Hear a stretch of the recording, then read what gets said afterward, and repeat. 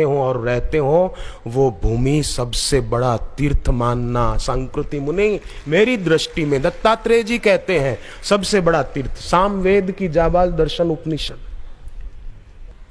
मैं तो अहमदाबाद आश्रम में, जहां बापू जी ने तप किया, मोक्ष कुटीर की कई बार रात को परिक्रमा करता था। तो मुझे उससे इतना लाभ हुआ, मैं आपको बताऊं, बुरे विचारों से, विकारों से मेरी जान छुड़ाने में मुझे मदद मिली। मैं वह परिक्रमा करता हूं। अभी भले कुछ समय अभाव परिक्रमा नहीं करता हूं, तो वहां जाकर एक बार भी प्रणाम जरूर करता हूं। भले केवल वंदन करने के लिए जाऊं, पर जाता हूं। आश्रम, अहमदाबाद आश्रम में मैं जब भी जाता हूं तो आश्रम के मुख्य द्वार से अंदर प्रवेश करने से पहले मैं तो आश्रम की धरती को प्रणाम करके वहां की रज सिर पे लगा के फिर अंदर पैर रखता हूं। क्योंकि ज्ञानेश्वर जी महाराज बोलते थे कि गुरु का द्वार शिष्य के लिए सब धर्मों का सार है, सार।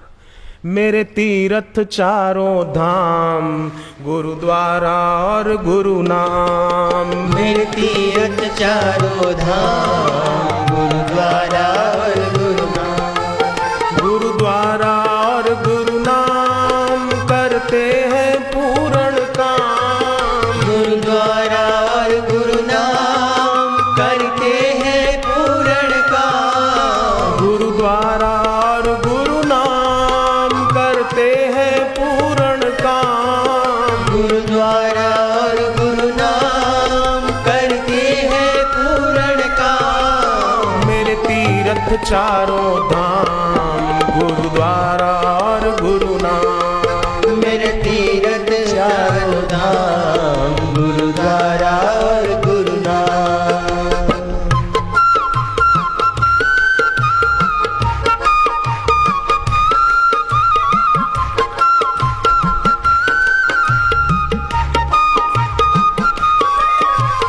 रोग भोग से वो ही छुड़ाते, रोग भोग से वो ही छुड़ाते। जन्म मरण से वो ही छुड़ाते। जन्म मरण से वो ही छुड़ाते।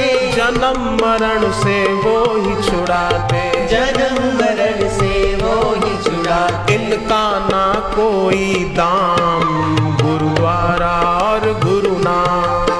इनका ना कोई दाम, गुरुद्वारा और गुरु नाम। गुरुद्वारा और गुरु नाम करते हैं पूर्ण काम। गुरुद्वारा और गुरु नाम करते हैं पूर्ण काम। मेरे तीर्थ चारों धाम, गुरुद्वारा और गुरु नाम। मेरे तीर्थ चारों धाम, गुरुद्वारा और गुरु नाम।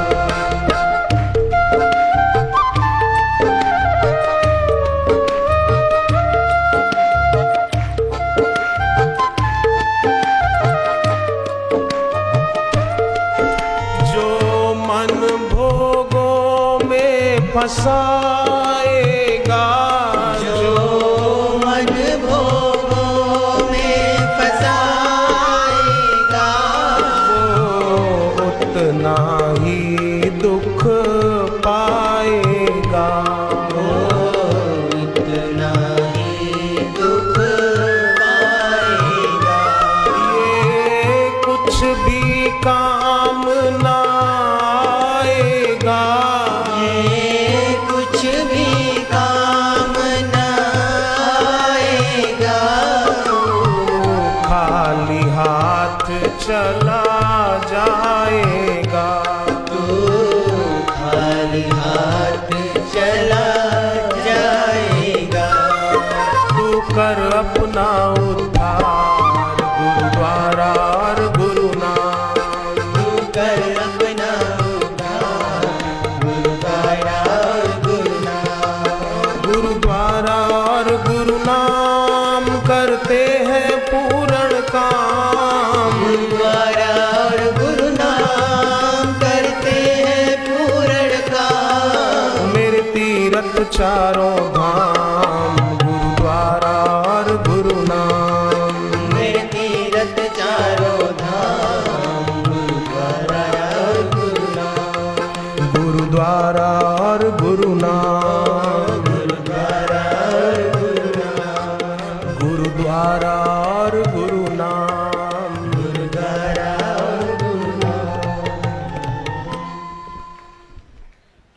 भगवान ने जीव को अपना कल्याण करने के लिए ही ये मनुष्य शरीर दिया है।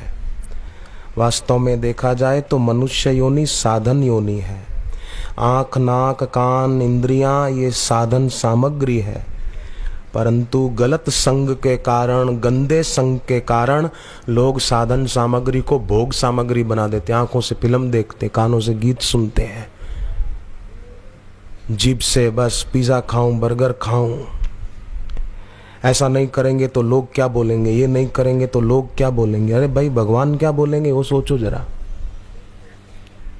मैंने एक चुटकुला पढ़ा था अखबार में एक दिन के, एक प्रश्न था कि शादी के दिन वर राजा को घोड़े पर क्यों बिठाया जाता है, प्रश्न है। तो उत्तर था कि इसीलिए बिठाया जाता है कि आखिरी मौका है, भाग सके तो भाग जा, आखिरी मौका है। तो मनुष्य जीवन भी वास्तव में वैसे वो तो भागेगा तो क्या, भागने से जान नहीं छूटेगी, जागने से जान छूटेगी। भागेगा तो कहां भागेगा, जागेगा तो तर जाएगा। जागे।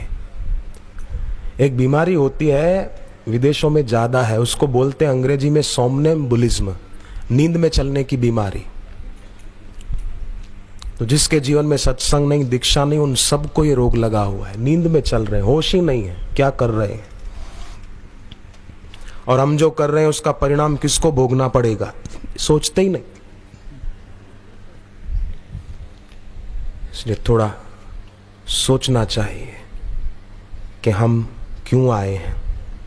जैसे यहां पर आए हैं तो सत्संग के लिए आए हैं, ऐसे ही मनुष्य शरीर पाकर आए हैं तो सत्संग और भक्ति के लिए आए हैं, और किसी काम के लिए जन्म नहीं मिला।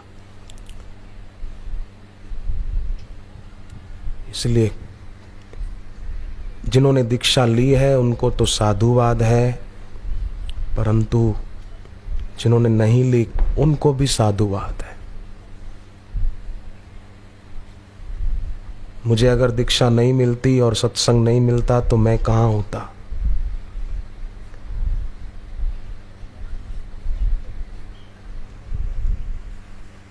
एक व्यक्ति ने बताया, मुझे बड़ा आश्चर्य लगा उनकी बात सुनकर। बोले, पहले मैं बहुत सुखी और समाधानी व्यक्ति था, सेंटिंग कॉन्ट्रैक्टर का व्यवसाय था, परंतु संगति गलत मिली तो गलत आदतों ने घेर लिया और गलत रास्ते चल पड़ा। काम धंधा बंद हो गया गलत आदतों से। सिर पे 9 लाख रुपया कर्जा हो गया। जिनसे पैसा लिया था वो तंग करने लगे, ब्याज भी नहीं दे पाता था, बहुत परेशान हो गया। आत्महत्या के विचार आने लगे और एक दिन तो निश्चय कर लिया कि शरीर को मार दूं। तो मुंबई रेलवे स्टेशन पर गया, मुंबई सेंट्रल।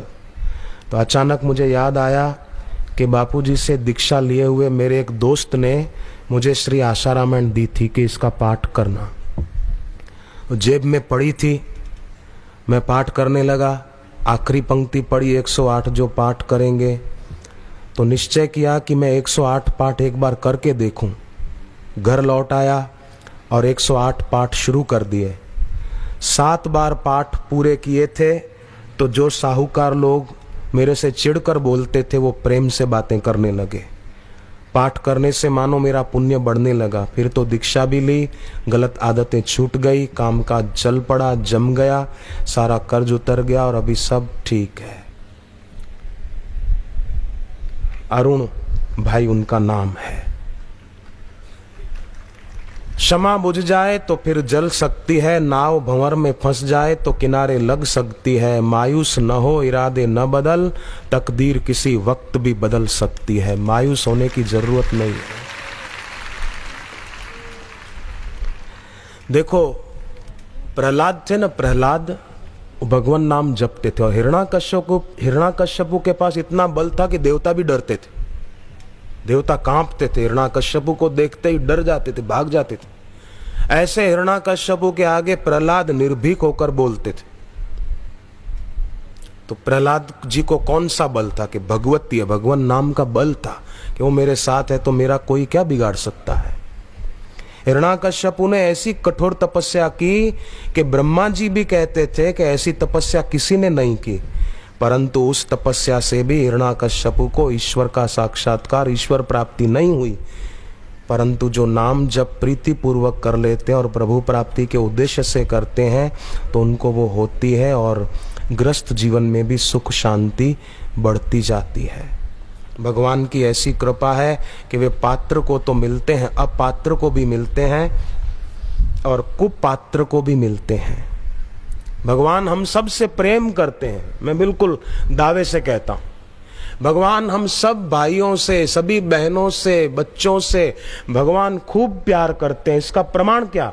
प्रमाण यही है कि ऐसे सदगुरु के चरणों में पहुंचा दिया, ये बड़ा प्रमाण है। भगवान हमसे प्रेम करते हैं। ऐसे घोर कलयुग में भी हमको सत्संग में लाके बिठाया, ये प्रमाण है कि ईश्वर हमसे प्रेम करते हैं। और देखो एक बात मैं आपको कहूं, अब ध्यान दे थोड़ा कृपा करके, कि हम रुपयों को चाहते हैं, है ना, धन चाहते, धन चाहिए, सबको चाहिए। हम संपत्ति को चाहते हैं पर संपत्ति हमको नहीं चाहती। इसमें किसी को शंका हो तो बोलो, है शंका कोई? हम वस्तुओं को चाहते हैं, वस्तुएं हमको नहीं चाहती है। तो वस्तुएं, संपत्ति ये हमको नहीं चाहती, हम चाहते हैं, फिर भी हम मेहनत करके कमा लेते हैं पैसा, मकान बना लेते हैं, प्रॉपर्टी बना लेते हैं अपनी। तो हम उन चीजों को चाहते हैं, वो हमको नहीं चाहती, फिर भी हम पा लेते हैं ना। तो भगवान तो हमको चाहते हैं और गुरुदेव भी चाहते हैं। वे चाहते सब झोली भर ले, निज आत्मा का दर्शन कर ले, वो चाहते हैं। तो फिर हमको क्यों नहीं मिल सकते? ये सोचो, संपत्ति हमको नहीं चाहती फिर भी हम पा लेते हैं, तो वो तो चाहते हैं। चाहते हैं तभी तो गीता में इतना बोला है, रामायण में इतना बोला है उन्होंने। और भगवान हमको प्रेम करते, रामायण में प्रमाण है, सब मम प्रिय।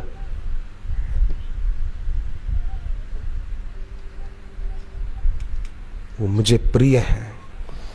तो हमें ऐसे संत मिले, गुरु मिले और सत्संग मिला और सुख स्वरूप भगवान का नाम दीक्षा में मिला, ये प्रमाण है कि वो हमको प्रेम करते हैं।